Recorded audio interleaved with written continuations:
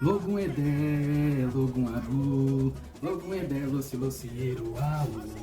A juventude do Borel desce o morro pra cantar em seu louvor. Osneiros, olha eu aqui para mais uma temporada do Enredo Sinopse. Que coisa especial, versão toda diferente, maravilhosa, recauchutada, melhorada. Porque agora a gente vai fazer a sinopse e fazer o atrelamento com o samba enredo. Já temos samba escolhido, né? Já temos aí samba de parceria de Anitta falando sobre seu orixá, o orixá de sua devoção. E já aproveito também, já peço para você que está assistindo esse vídeo que ainda não seja inscrito no canal, que você se inscreva, deixe sua curtida caso já seja inscrito, compartilhe, considere com muito carinho se juntar aos colaboradores da Osner no Apoia-se, porque, gente, olha, faz muita diferença, tanto para continuar com o conteúdo que a Osner já faz, como também para conteúdos novos, né? Que todo mundo quer novidade e a gente também adorar fazer isso, então é sempre bom ter apoiador. Mas vamos lá, Unidos da Tijuca, Logum Edé, que coisa linda, né, gente? Vamos falar sobre essa sinopse, vamos falar sobre esse samba escolhido, vamos falar sobre como eles se juntam, como eles se conectam. Já antecipo aqui que realmente o samba é bastante condizente com a sinopse. A sinopse que tem 16 subdivisões, mas eu vou facilitar para vocês aqui nesse vídeo. Então já vou colocar de uma maneira resumida como que isso pode se dividir. Então a sinopse, essas 16 subdivisões, elas retratam o seguinte: a origem de Logum Edé, onde Logum Edé surge, como ele surge, qual é o local que ele surge. Depois ela fala sobre o desenvolvimento de Logum Edé.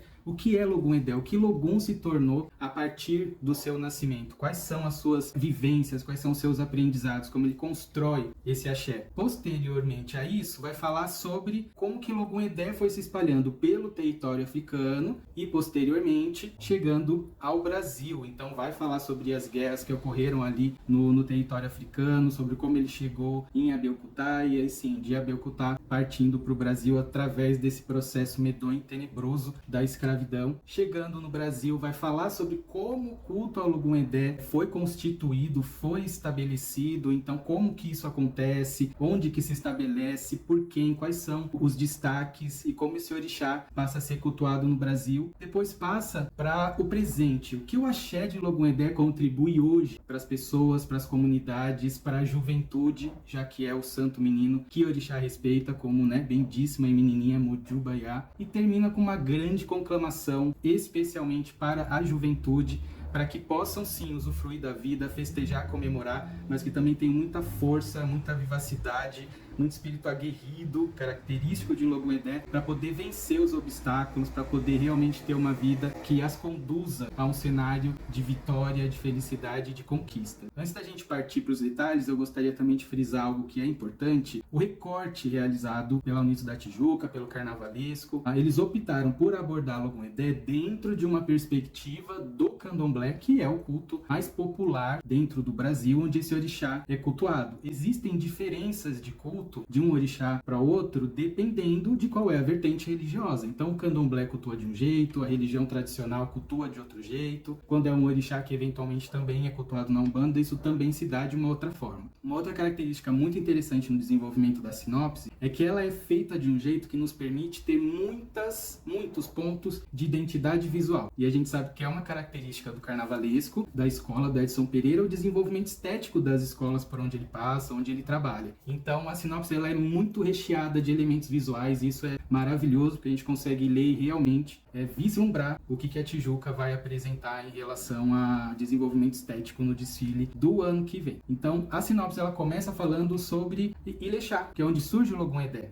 E Ilexá, muito especificamente, dentro dos rios, dentro da água, onde vive Oxum, que seria a mãe de Logum Edé. A proposta é de que Oxum é a mãe de Logum Edé e assim é cultuado dentro do candomblé. Ali tem Oxum, e Oxum se apaixona pelo caçador Erinlé. Só que o caçador Erinlé gosta das mulheres da mata, não sente atração pelas mulheres das águas. Então Oxum, bastante frustrada com esse cenário, vai até Orumilá para consultar o Ifá e saber o que ela pode fazer para despertar o interesse de Erinlé, para que ele realmente possa se interessar por ela. Orumilá orienta, ela faz aquilo que lhe é dito para ser feito, e aí sim, a partir daí, Erinlé passa a ver Oxum com outros olhos, e desse amor, dessa paixão, surge Logum Edé. E é aqui a gente gente já faz o primeiro link com o samba enredo, onde coloca isso de um jeito bastante objetivo e muito claro, né? Então, começo do samba. Reflete o espelho Orissom nas águas de Oxum,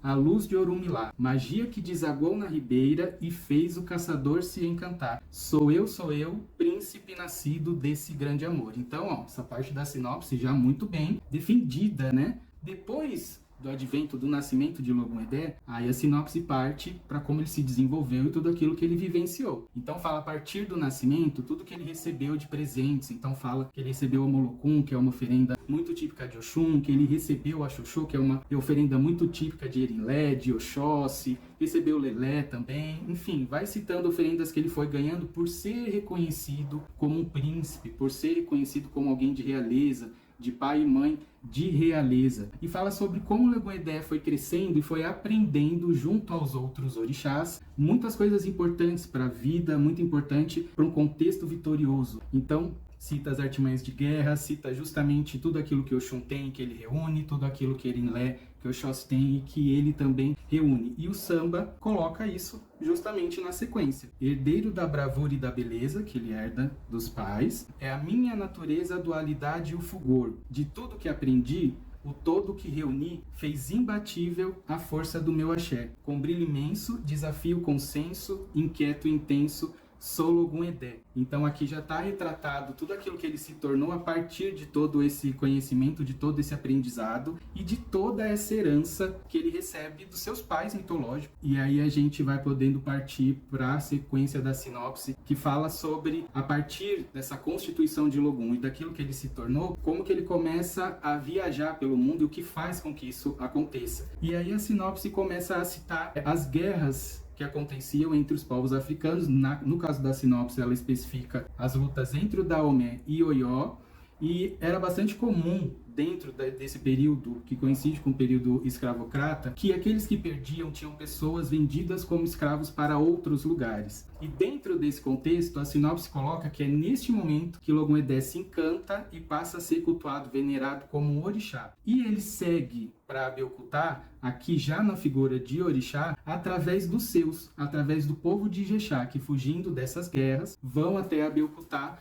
para fugir desse contexto de escravidão, de violência e essa tenebrosidade que ocorreu. Ali em Abeokutá, Logum-Edé se encontra com Iemanjá, que é um orixá muito cultuado em Abeokutá e que recebe Logum-Edé, recebe o povo Ijexá. E aqui a gente já tem esse recebimento, né, de Iemanjá, quando no refrão do meio fala o Akofaê, o Doiá, ou seja, já é o encontro com Iemanjá. E aqui tem algo muito simbólico, porque Akofá significa peguemos o arco e flecha. Então já coloca dentro de um contexto de guerra, já coloca dentro de um contexto de combate. Então ele está chegando ali junto a Iemanjá, mas ele já está chegando dentro de uma atmosfera que é guerreira, que é combativa, o que está totalmente ligado ao nome. Ologum significa o Senhor da Guerra e Edé de Edé. Então Logum-Edé, que é uma contração de Ologum-Edé, significa o Senhor das Guerras de Edé, também citado aqui na sinopse dentro desse contexto. Depois que Logum-Edé chega em Abeokutá, ainda dentro desse contexto de perseguição e de escravidão, esse povo Ijexá, junto com parte desse povo de Abeokutá, é trazido ao Brasil,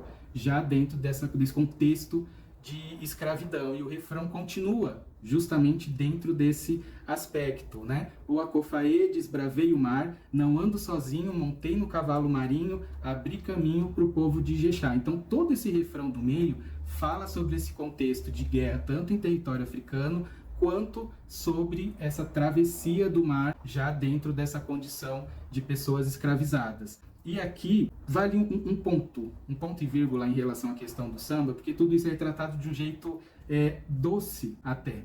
E isso pode incomodar um pouquinho o jurado quando ele estiver analisando a questão de letra, quando ele estiver analisando como que esse contexto mais denso, mais tenso dentro do enredo é colocado dentro do samba. Até essa passagem sobre as guerras, ela é colocada no samba de um jeito muito sutil. Ela está aqui, ela fala sobre o contexto, mas com bastante sutileza, com bastante singeleza, que talvez possa gerar aí um ponto de incômodo. Aqui o cavalo marinho, que é um dos animais que é símbolo de Logum-Edé, e é até bonito a maneira como isso é colocado, né? Essa travessia nos cavalos marinhos, tem um tom poético. E aí, dando sequência à sinopse, aqui nós já temos Logum-Edé dentro do território brasileiro, e aqui a gente já começa a falar sobre a questão do culto ao orixá Logum-Edé, já dentro desse formato candomblecista dos terreiros. A sinopse fala muito dos objetos relacionados a Logum-Edé, dos objetos sagrados. Ele já havia feito referência às oferendas e agora faz referência aos objetos. Então tem o abebé, aqui a gente tem também o ofá, a gente tem os assentamentos, que são as representações materiais dos orixás. Então a sinopse ela perpassa por tudo isso, sobre essa materialidade da figura do orixá Logum-Edé, e destaca justamente centros muito emblemáticos de culto